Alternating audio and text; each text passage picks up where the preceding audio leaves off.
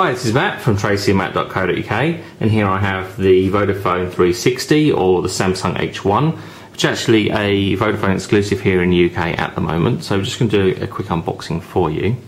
So opening up, the design of the box is kind of cool.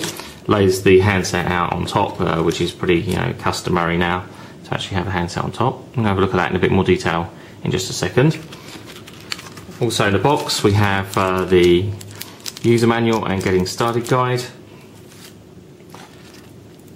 and we have a charger, which is a standard micro USB style charger. Have a set of headphones here, which are 3.5mm, which have a 3.5mm headphone jack, and have pretty decent looking headphones. They are quite cool in-ear style. We then have an inline microphone adapter, so we have a 4-pole 3.5mm jack on that end, and an inline push button with volume control and a microphone with a clip so we can clip it onto clothing, and a 3.5mm headphone socket, so we can either use the headphones supplied or we can use our own. We can use this inline microphone if we want to use it as a headset with our own headphones, or we can just use standard headphones if we want to just use headphones. Then we have a standard USB to micro USB sync and charge cable. That's really all there is to see in the box. If we look at the handset itself, and we'll just peel off the screen protector here, we have a 3.5-inch display, which is actually 480 by 800 pixels, so WVGA. It is touchscreen, as you'd expect, and it's actually an AMO LED display, so will be quite bright and clear. Below that we have a series of buttons. We have the phone key, what looks like a little messenger type style button there, and then a menu button. On the left hand side we have an up and down volume control rocker and a cover which slides open to reveal the micro USB sync charge connector, which is a captive connector there. I think that's actually better than the ones that pop out, because that's less likely to break, so that's quite useful. Nothing ready to speak of on the bottom. We have just our microphone there. Then on the right hand side we have a dedicated camera button, and this red what looks to be like a search button. What exactly that does we'll comment on when we come to do the review. On the top we have a 3.5mm headphone connector, so we can use, as I say, standard headphones. And then we have the power button, which we're just going to push and wait for that to start up.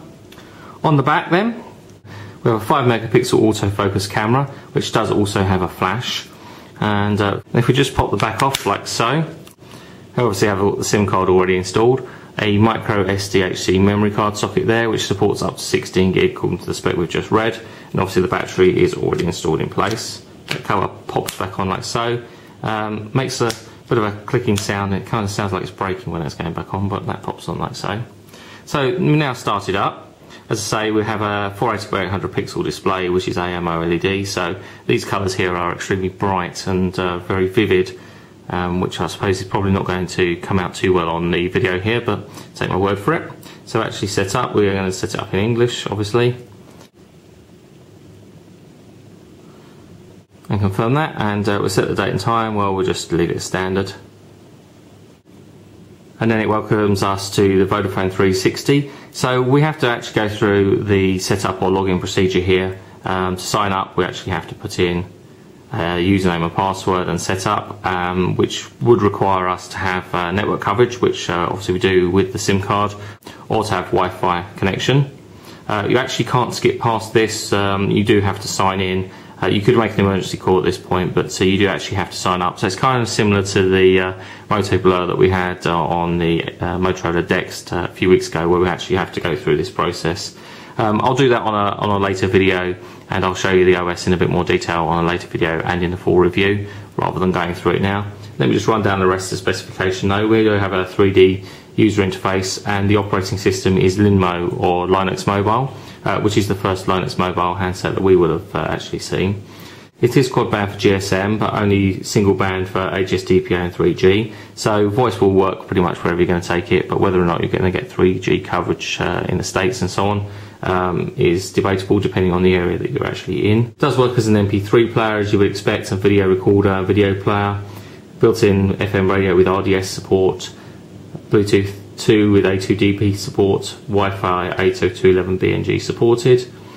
Also does have a built-in GPS chipset, so you can use it for sat-nav applications. So that is a very quick unbox of the Vodafone 360 or the Samsung H1.